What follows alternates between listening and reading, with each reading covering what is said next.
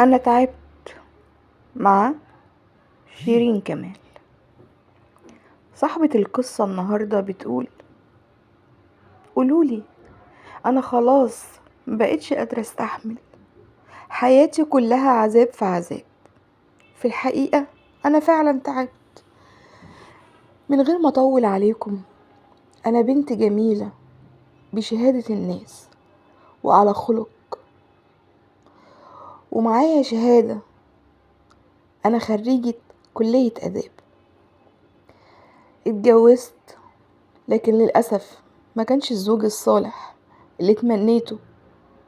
وعندي 3 أولاد، وزوجي لأنه إنسان غير سوي، بعد مشاكل ومعافرة كتير واستحمال بجد ما يقدرش عليه حتى الجمال، واستحملت وتعبت وعملت مرة نفسي مش واخدة بالي، ومرة خلي المركب تمشي، ومرة معلش، ومرة عشان ولادك، لحد ما عمري راح سنة ورا سنة لمدة 15 سنة.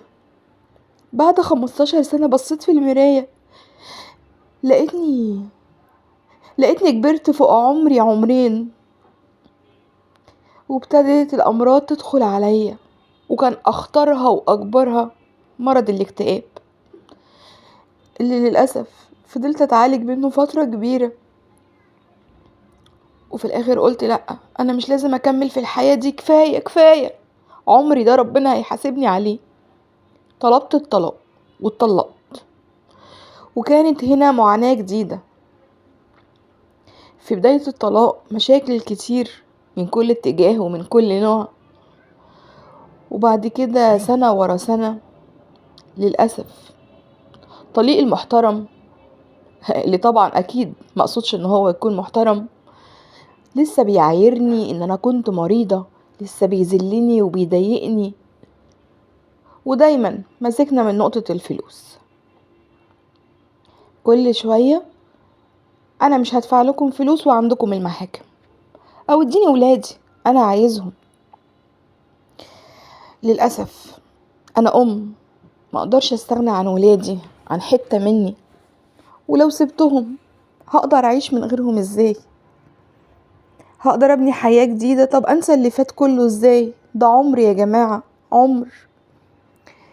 اتجوز وخلف ولسه زي ما هو جبروت.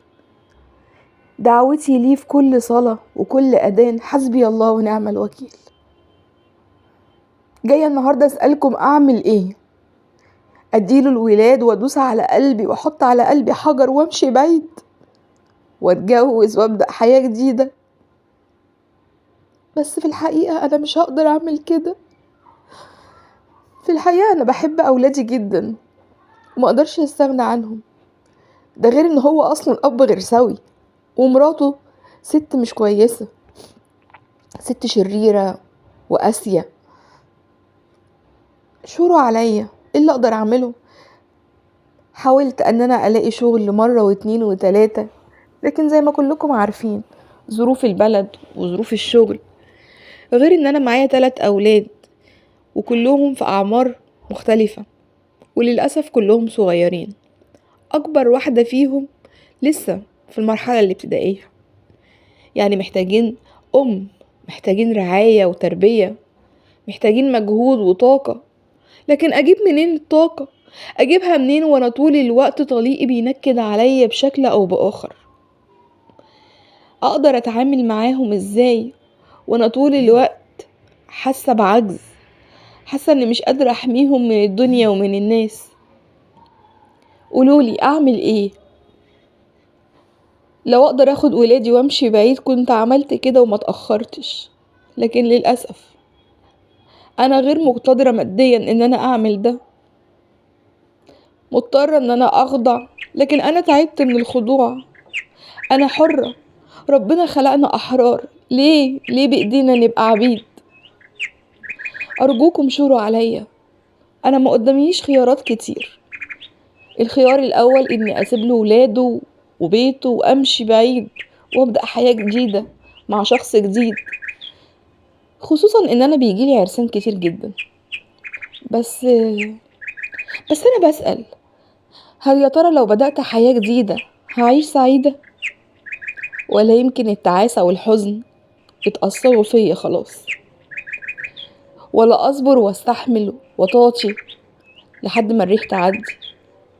بس يا جماعة ما تقولوليش طاطي، الريح عمرها ما بتعدي. الريح لو عدت النهاردة ترجع تقوم تاني نوة بكرة. والحياة ما بين مد وجزر ما بقتش قادرة اتحملها، ما بقتش قادرة اعيش. قولولي اعمل ايه؟ مستنية رأيكم واسفة لإزعاجكم. مع السلامة.